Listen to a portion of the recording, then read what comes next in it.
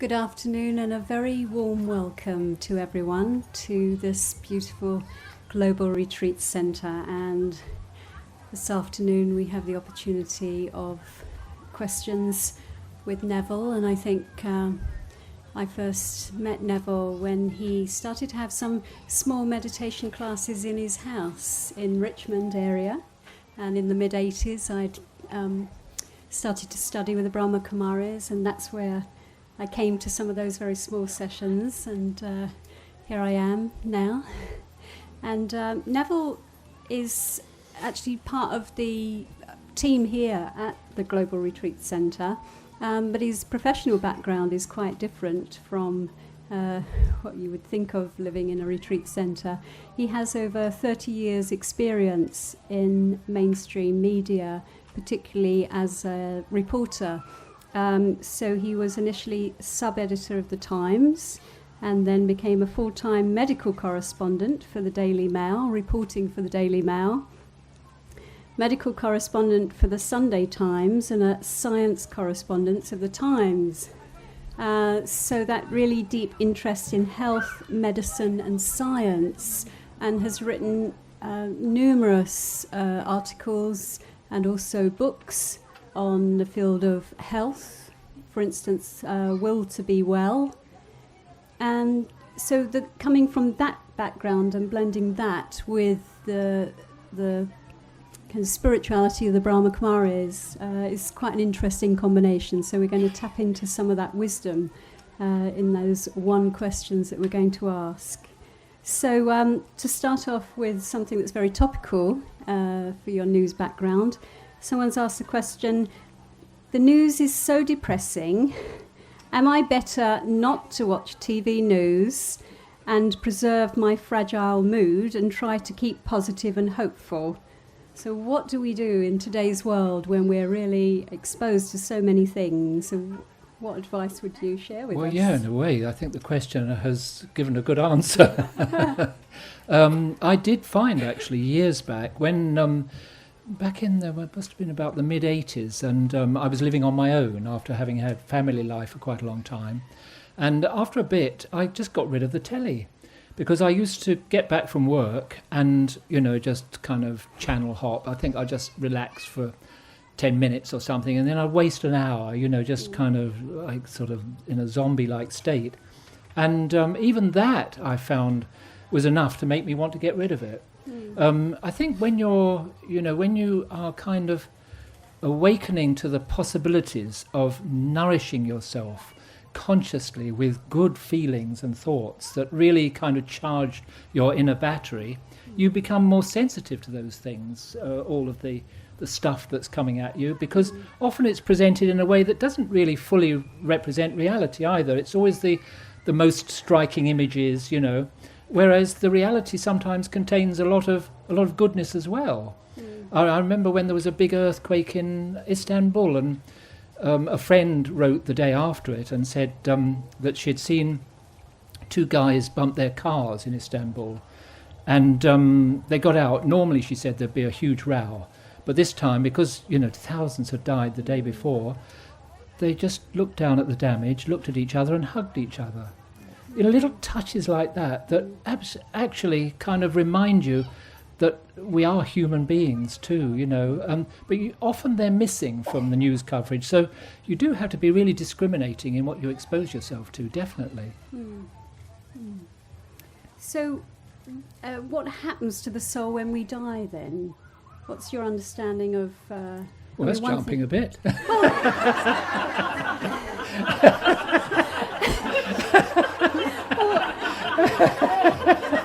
It's fine, but it's very good. I'm very, you're exposed to the kind of world of newspaper, and all it is about people, death and dying. Oh, I'm with you. I see. So, one you. thing is how you report that, and you're in that world, and how you manage all of that. And the next thing is you have a kind of personal perspective on it. So, what is that transition? It is quite a jump, but no, I was kidding.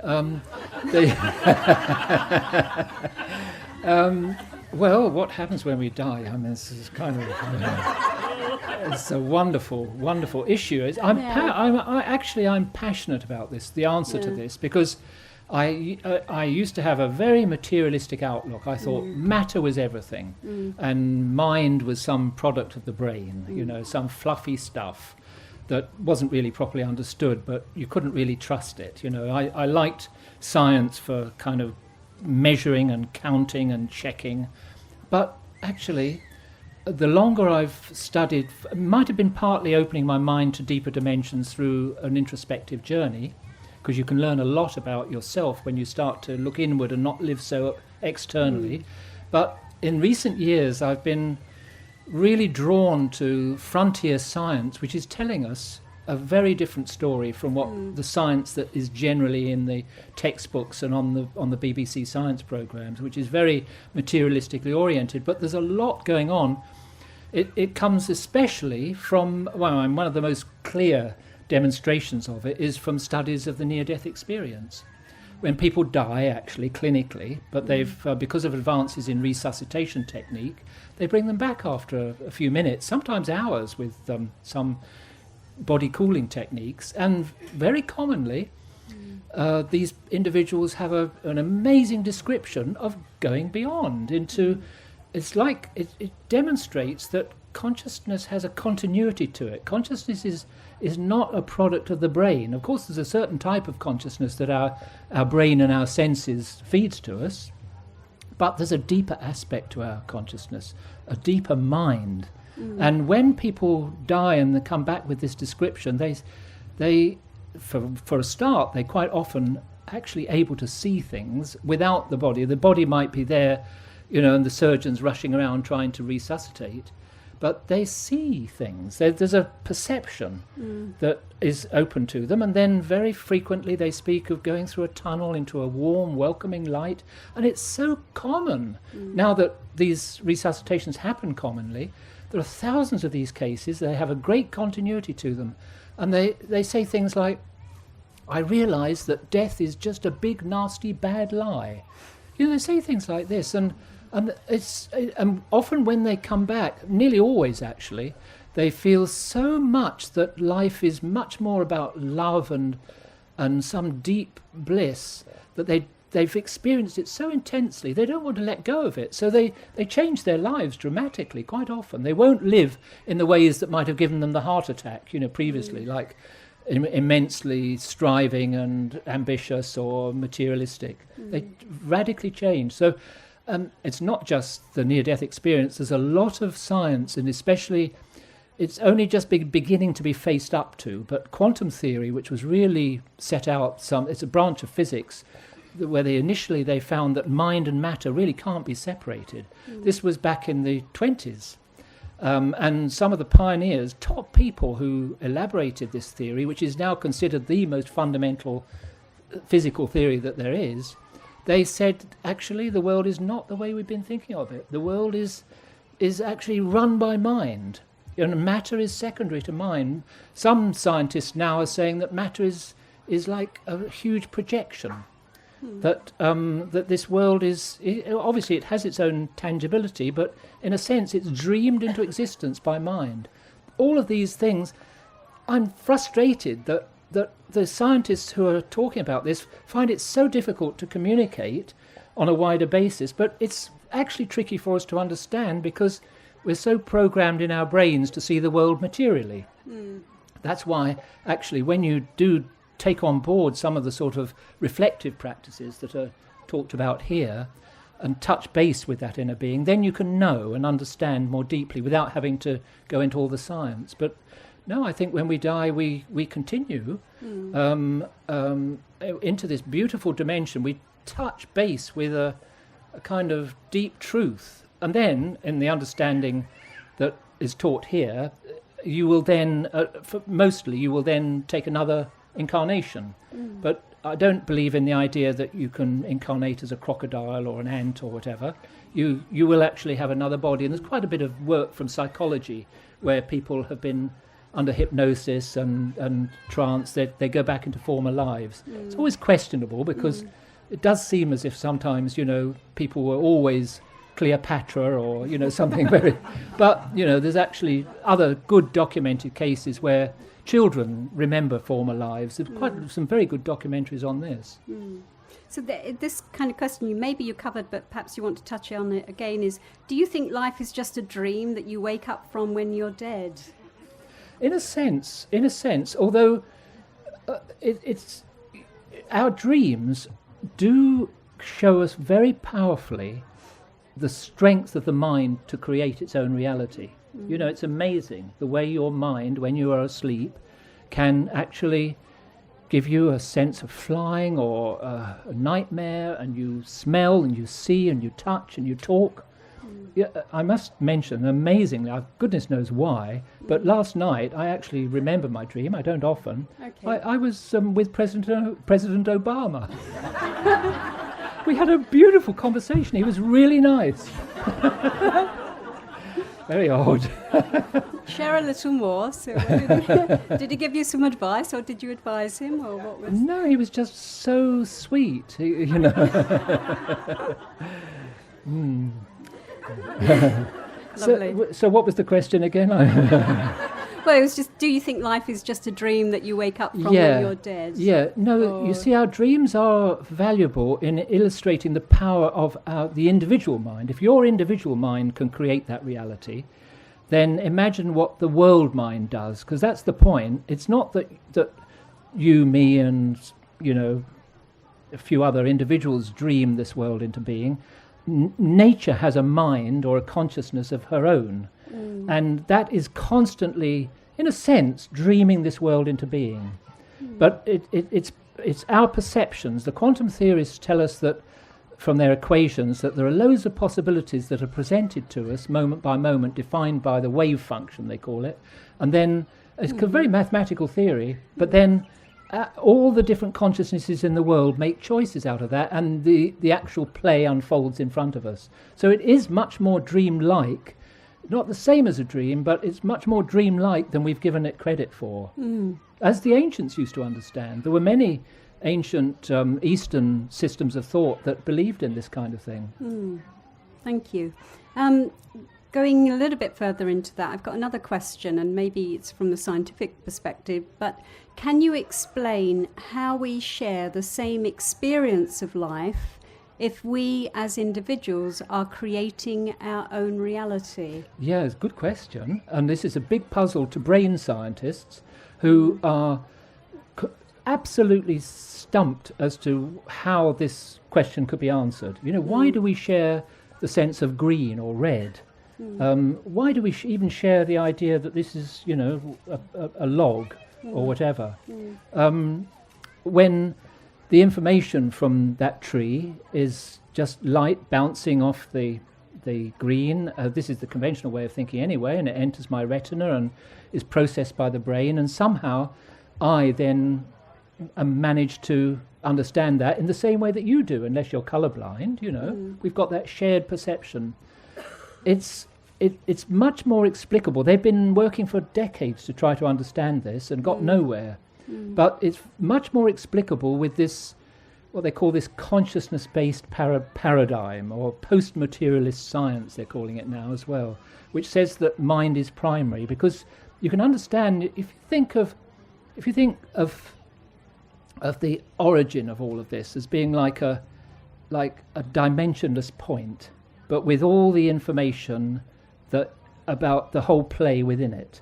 And then that play is like consciousness is putting on this production in order, and then differentiating itself into all the different forms of consciousness that you and I are, or a mosquito is, you know. All of these different things have little segment of the overall consciousness which runs this play and then feeds back to consciousness, the original primal consciousness. In a sense, it's its own way of knowing itself and what's within it. I know that's a complex idea to grasp. I mean, I'm only beginning to get a handle on it myself, but that way of thinking really does illustrate why we have this shared reality. It's because although we are contributing to ourselves as perceivers and receivers of the information around us, we actually are all interconnected at that very deep level. We're sharing in the same dream, if you like.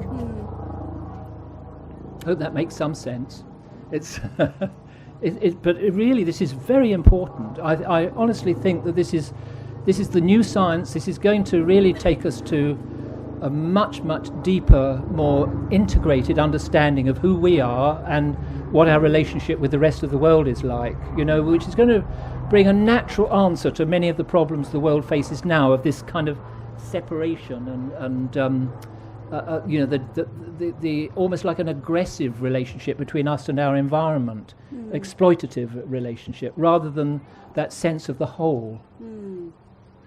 It seems like there's more and more of a bridge between the science and the spirituality, as though they're kind of dancing together, they're coming together. Yeah, definitely. And I find this a great joy. You don't need the science side. The mystics have understood a lot of this just through their inner journeys. But for me, I love the fact that, I don't want to just be a mystic, actually. I love life. I love the way this gathering takes place. It's gorgeous that we're here in the sunshine today, especially contrasted with yesterday. And this is, it's a huge adventure together. But to understand it more deeply is really valuable. Not just thinking of ourselves as lumps of matter who finish, when the heart gives way. No, that's just a transition. So then, one of the big questions that we all have, which is, why am I here in this life? Okay, yes. Well, well, I've got a very good answer to that. You need a balance between doing and being. So, and this is what we have to learn. Mostly today we're out of balance because we're all doing, and we don't do enough being. So the secret of life, the universe, and everything is to do and to be, to do and to be. So it's doobie doobie doo. That's all. That's all there is to it. Well, I think I hinted at it earlier, that I think that, and I don't this is fairly new to me with some reading recently, because some of these scientists are spelling it out so passionately and interestingly and logically, but it does seem as if this world mind of which we form a part wants to express, it puts this show on in order that it knows what is inside itself. It's rather like a seed. An acorn is no good unless it is able to express itself as an oak tree. And it's rather similar with this world mind. It has everything within it, but then it's this full expression of which we form a part that is the joy of life. Doobie doobie doo. Doobie doobie doo. That leads on to the question, how to be truly happy? Well, yes, I think doobie doobie doo is really a very important part of the answer. Yeah. But you have to I think you have to reconnect with the being part. That's what we're mostly missing. We're very good at doing. We're good at seeking to fulfill our responsibilities to family, in the workplace, all these things. We do that manically very often and addictively, because lacking a sense of the joy of being, we fill the gap with excessive doing. It becomes addictive and you can't sleep at night and all of that. But if you can kind of find a way of really reconnecting with that deeper aspect, knowing yourself as this eternal being, knowing that you have love and joy as intrinsic to your consciousness, and the other stuff is just a distortion arising from mistaken ideas about who we are. We suffer when we over-identify with the body and the material world because it's always changing. So if you're identifying with it and then you lose a loved partner, for example, and you've a deep attachment with that partner, as if you become like that, then you suffer when you lose it. But if you can love in everything that you do in that positive way, not with neediness or attachment, but with that kind of battery fully charged, then life becomes a real breeze. But to do that, you do need to know how to use your being periods. And in fact, the highest aim, which I'm a beginner at actually, compared with some of the yogis I've met from India, if you ask them how much of the day do you spend meditating, they say, the real question is how much of the day am I not meditating? Because what they're doing is they are even as they're in action, their heart is so clean and so free of selfish desires that everything that they do is an outpouring, you know. So in that way, you never suffer anything, because you're kind of, it's like a force field. If love is it's being generated by your heart and your mind all the time, then whatever happens out there is just kind of water off a duck's back, if you know what I mean. You don't? Yeah. Oh, you do? It sounds amazing. Yeah, it's amazing. And there are some top yogis who live like this. It's beautiful aim to get to, but you have to reconnect to that inner awareness of the beauty of your inner being. And that requires a certain discipline. You know, you have to kind of not lose yourself in too many movies, for example, or whatever it might be, you know, because those can all be substitutes for the effort of knowing yourself in that inner way. And I think, and I feel myself very lucky that I found some beautiful guides within this spiritual university, because I was really very materialistic. They call it a stone intellect, you know, and I definitely had a reinforced concrete intellect when I began this journey. I really did. That's 33 years back, yeah, halfway through my career actually. It made a huge difference to me in the office.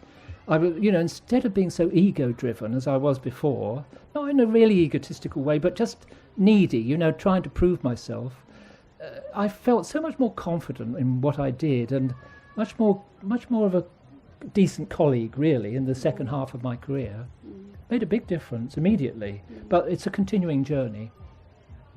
They often say that that's one of the benefits of meditation, that it makes you more socially capable. That's kind of one of the main things. And you, as soon as you start meditation, you realise that, because then your relationships get better, your job situation gets better. It's kind of a consequence of doing the inner work that it reflects externally as well. And that's scientifically tested, and that was one of the main things that came out. Talking about relationships, there's a question here, and you've touched on it a little. So, how do you deal with attachment to people? E.g., I love my husband, would do anything for him. Am I attached to him? Probably. Yeah. So the whole realm of relationships. So, I know all about this. Are you an expert? Yeah, I am really. I'm an expert in trying to free myself, and actually ultimately succeeding, but it was a long journey. I was married when I started this spiritual journey, and a couple of kids, and we were still together through to until they'd grown up, and then my wife wanted us to separate, and she said that it was because we'd married young and had a family young, and she wanted to live life as a single woman. But I always had the sneaking suspicion it might have had her wanting a divorce might have had something to do with me. But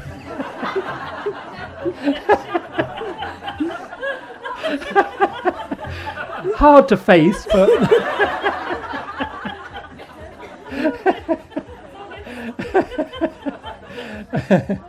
But anyway, so, but you know, actually there was a little story attached to that one or two of you might have heard me speak before, but I loved family life. I didn't want my meditative journey to interfere with that, and I was resistant to begin with, but I asked some of the senior sisters, what do you think? They said, do you love Liz?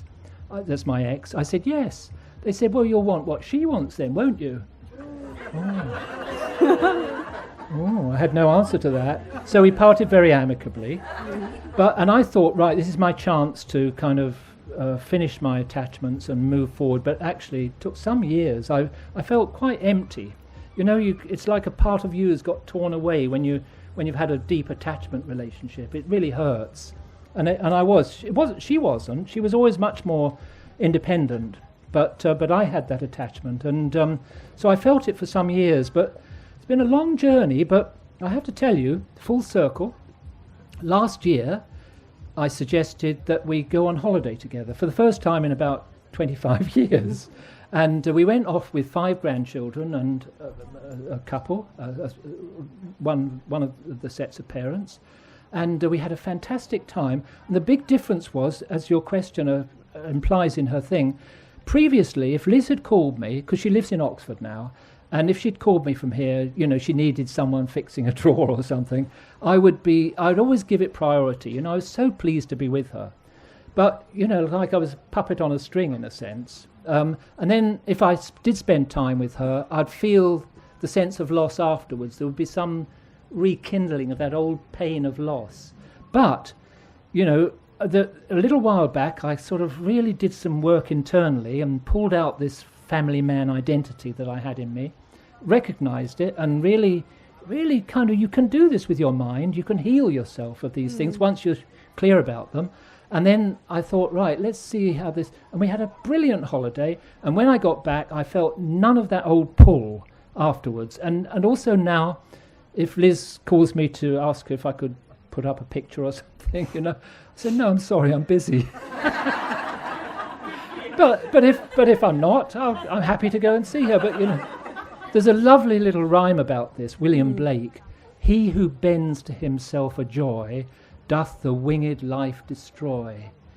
Like that. But he who kisses the joy as it flies lives in eternity's sunrise. Isn't that fantastic? It's incredible. William Blake. He was so perceptive about these things, but it's not easy. It takes a lot of inner healing before you can really let go of these old attachments. And now my ideal used to be to live like that, to blend our psyches. But now I think the ideal relationship is like that. You're close, but you're complete in yourselves. You're together.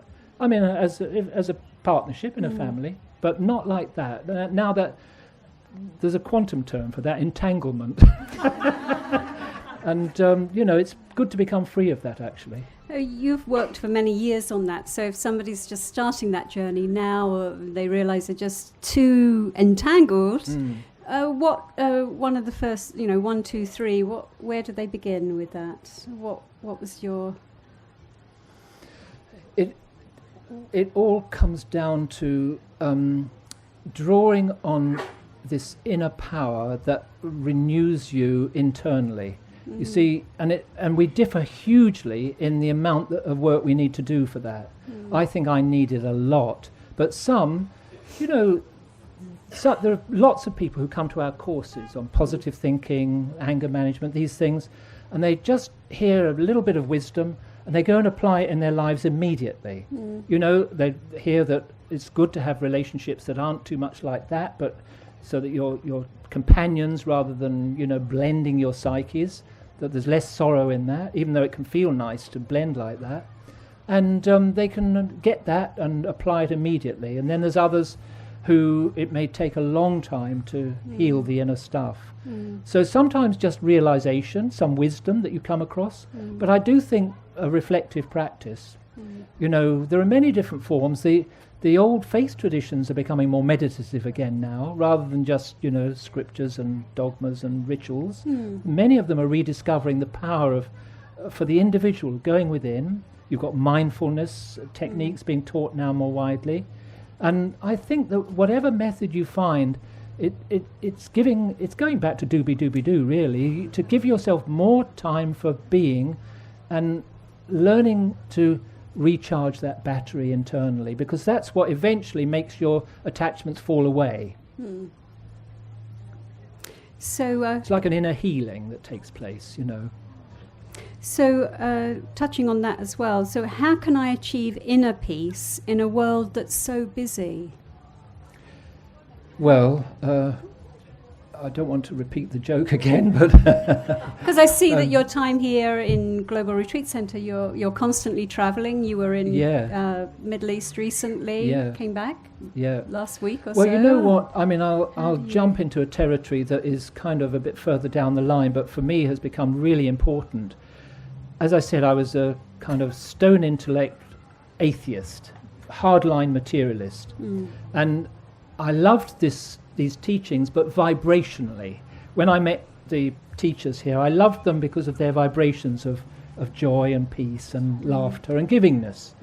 So I was drawn to it for that, but I kind of couldn't make sense of the ideas. And gradually over time, I've understood the ideas more. And one of the ideas is that, yes, there's this soul of nature that is like the script that's running this amazing show that we're in, but that there's also a source that is like a supreme being that is, and this would have been what traditionally would have been referred to as God.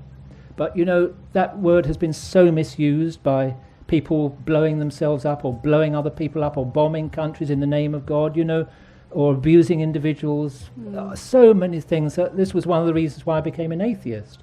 But now I really, through this amazing journey of disassociating with my material side, still looking after it, but realizing that's not me, that I am actually that deeper being, then when you start to really get that, and over a consistent period you find more peace and happiness in your life, it's as if you're then able to tune in to God's broadcast. There is a supreme being. It's like a seed that is constantly, putting out very positive vibrational frequency, which when you learn to connect to that, that's the fastest way of connecting and charging your battery.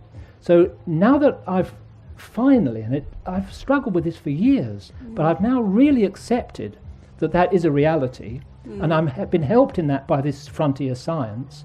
So now, as I'm doing this, that and the other, I'm able to regularly just take my mind to that one, because I understand I've come from that source, and it's only a thought away actually once you've learned how to connect.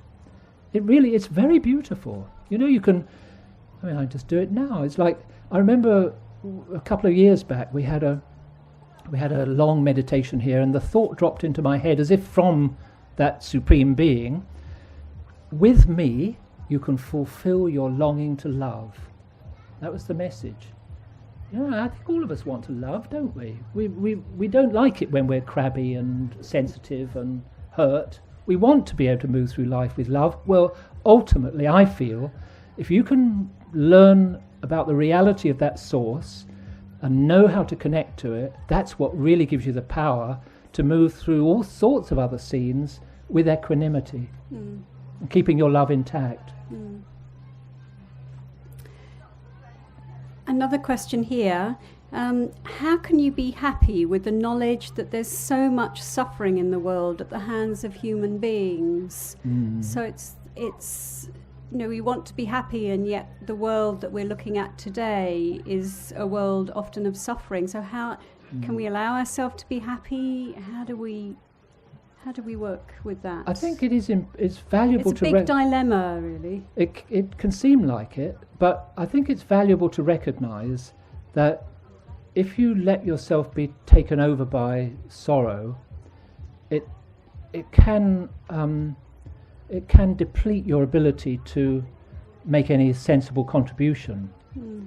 It confuses you. You might feel angry if you're taken over by feelings like that, or it depresses you. But it's not a question of feeling happy about the fact that there is sorrow in the world, but more if you can contextualize it. And this is actually another of the deep teachings of the Spiritual University, that we're in a kind of cyclical wheel of time, and that actually in the same way that trees don't mourn the loss of their leaves in winter, knowing that spring will come, similarly, the fact that humanity is going through a difficult time at present, there's no question. There's a lot of beauty in the world still, but we can see that there are real kind of disaster courses that we're on, even apart from the disasters unfolding even now. But in this broader context, there's the understanding that actually that will all serve also to awaken us to where we've been going wrong, and we will actually come through that to a new spring.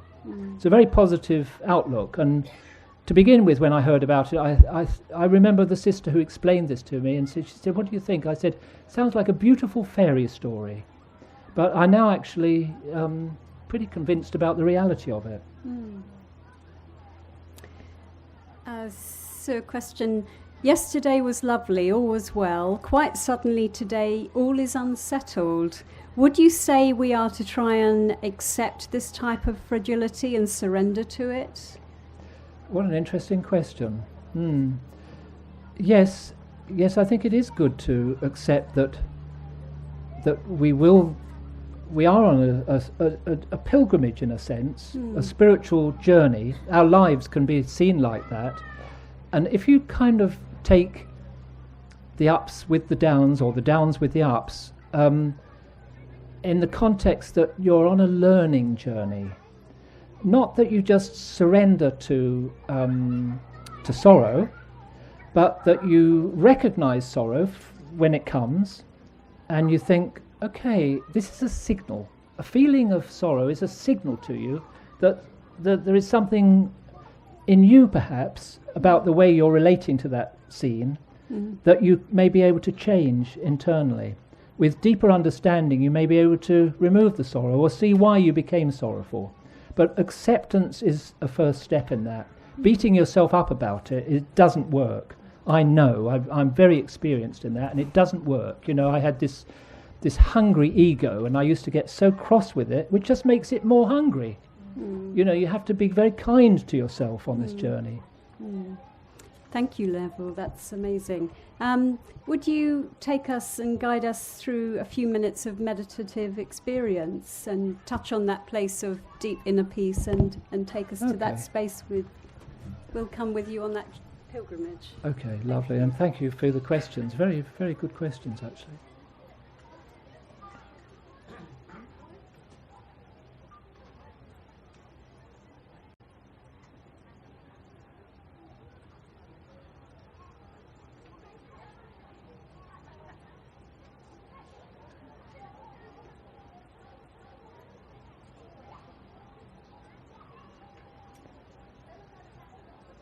It's always good when meditating to come right into the present moment. And from where I'm sitting, I see people walking under the trees. I can hear the cries of children. I see the leaves moving in the wind.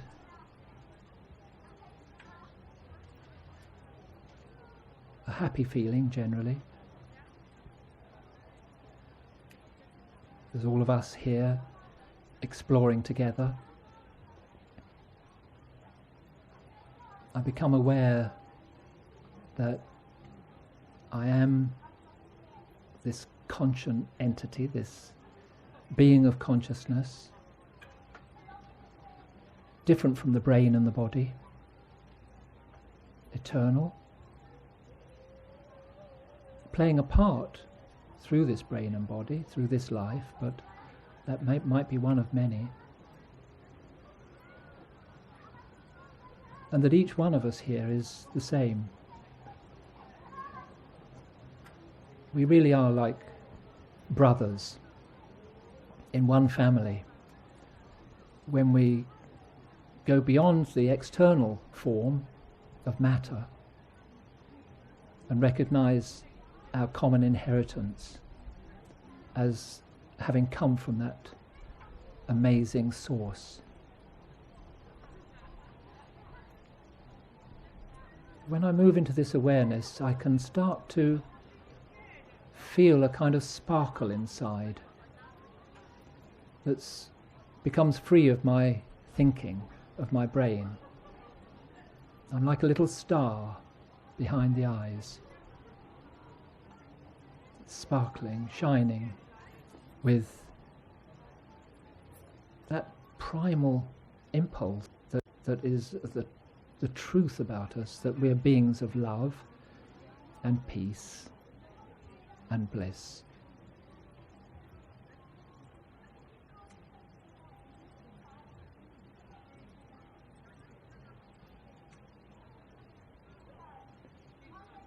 Can you feel that light growing brighter, as if the brain and the body fall away? You are just that point of light.